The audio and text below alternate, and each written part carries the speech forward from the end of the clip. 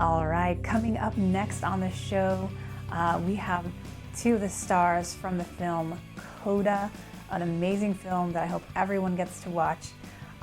We have actress Emilia Jones, who you might remember from her roles on Lock and Key, Doctor Who, and Utopia.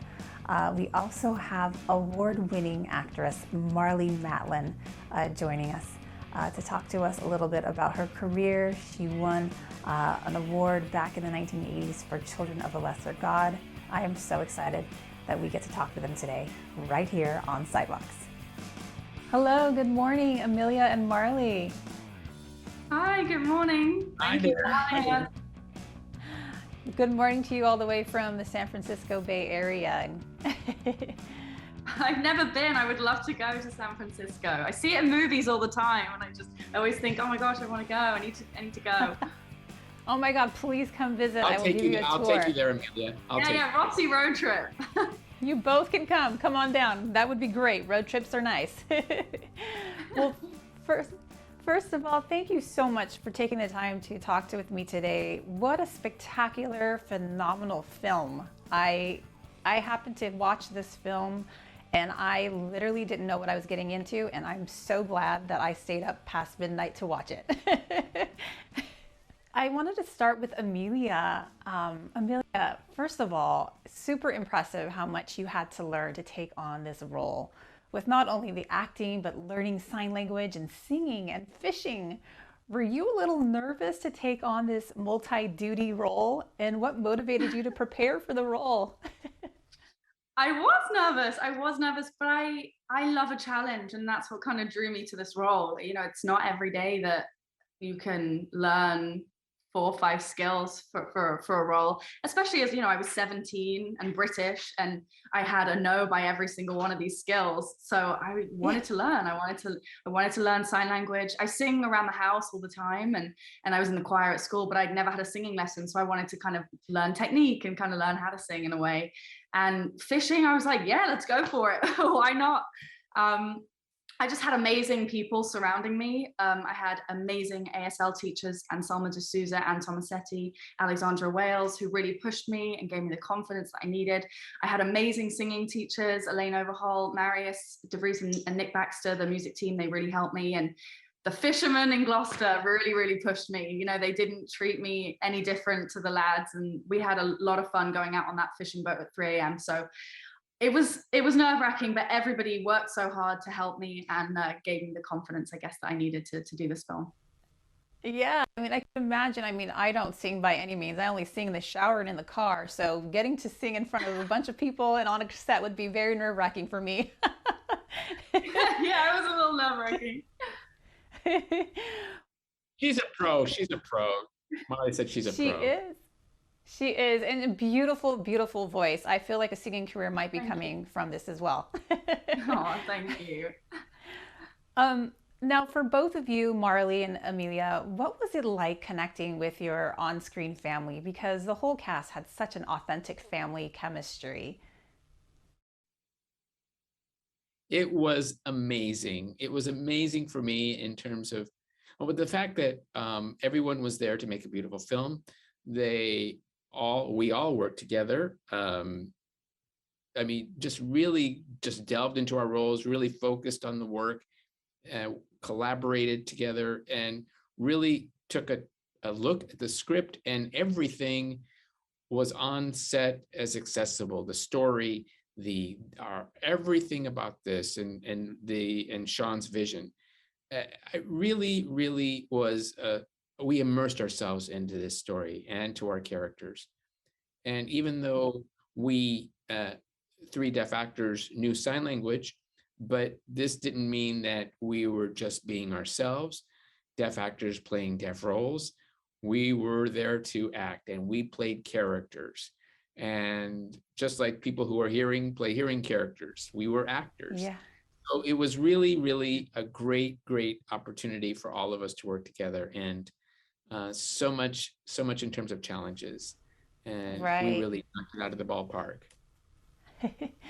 Now, this film has garnered a lot of attention and award buzz. So why do you think for you guys, it has been resonating with audiences?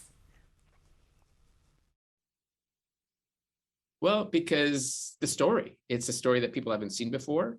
I think we haven't seen deaf actors featured like this since Children of a Lesser God.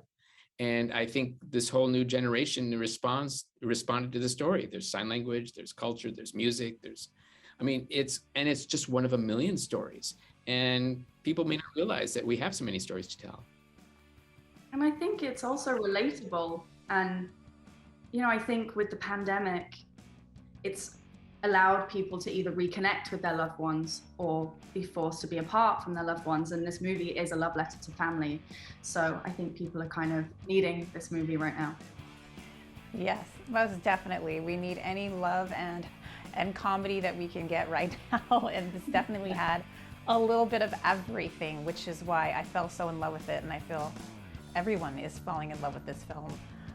Veronica will be back with Emilia and Marlee with more of the interview after the break. But before we leave, Apple TV Plus sent us some video footage of the cast members when they were doing a Zoom interview. They found out the entire cast of CODA is nominated for an outstanding performance by a cast in a motion picture on the 2022 Screen Actors Guild Awards. Take a look. Yay! Yay! All right. Great. What a great way to wake up to so early in the morning for all of us. It's such a nice surprise. We are so honored to receive this amazing, amazing nomination by SAG-AFTRA. Thank you so much. Thank you, Apple, for believing in us. And thank you originally to Sundance for starting off the year by supporting us, and then Apple taking over and then spreading the word about this film. We are so excited. And we want to thank the rest of the cast, not to forget them, Eugenio, Ferdia, and Amy, and everyone else in the film, and naturally our top director, Sean Heder, for writing and directing so brilliantly. She's a champ. So we are so honored. And also we want to acknowledge our interpreters the entire way who worked on our film, our directors of ASL, Alexandria, and Anne. We have so many people to thank. Any of you guys want to say anything? Troy, I would just like to add in that I'm so excited. It's so early in the morning. I received this message and it was even better than my first cup of coffee. I was already fully awake. Agreed. Thank you so much. Totally agree with you, Troy. Like, I just woke up and I was shocked and thrilled with this announcement. And just thank you to everybody. Wow. And don't forget Gloucester and Rockport, where we filmed our film. Thank you to everyone there who supported us for having us there. Everybody involved in the film on every level, in every way.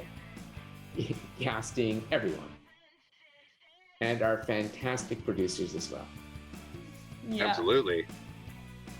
Thank you so Yay. much. Thank you. Love you. Thank you. Everyone. Yay. We really appreciate it.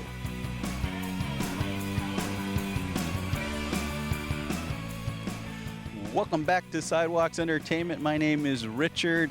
As always, thank you again for joining us.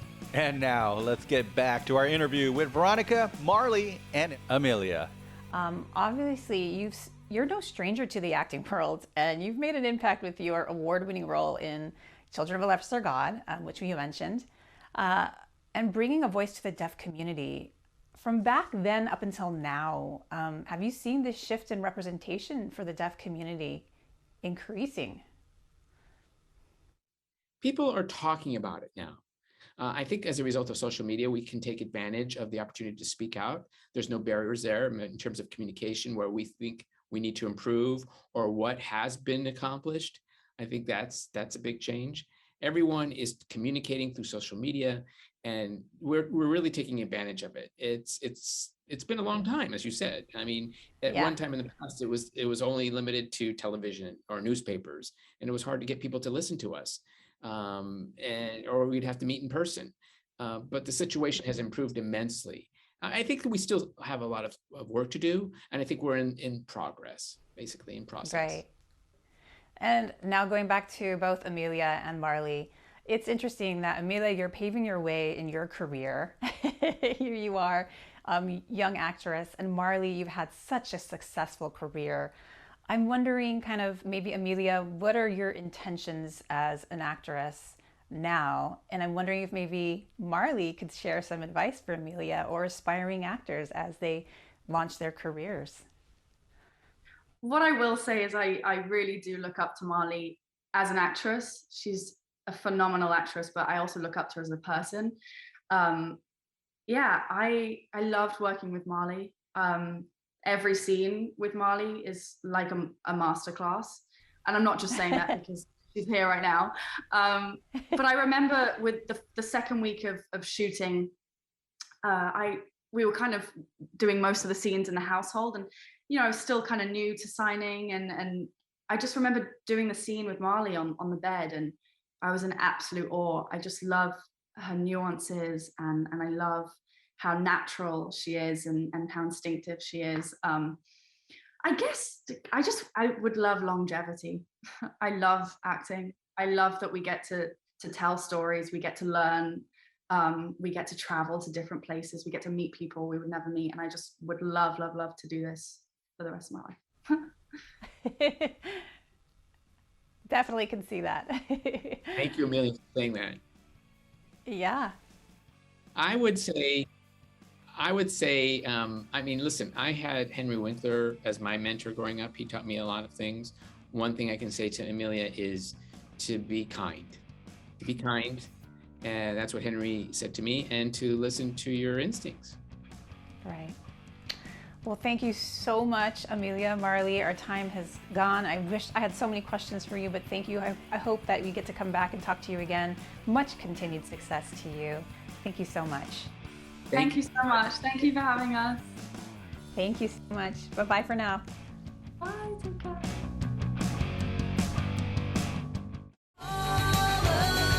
For more full-length celebrity interviews, visit sidewalkstv.com.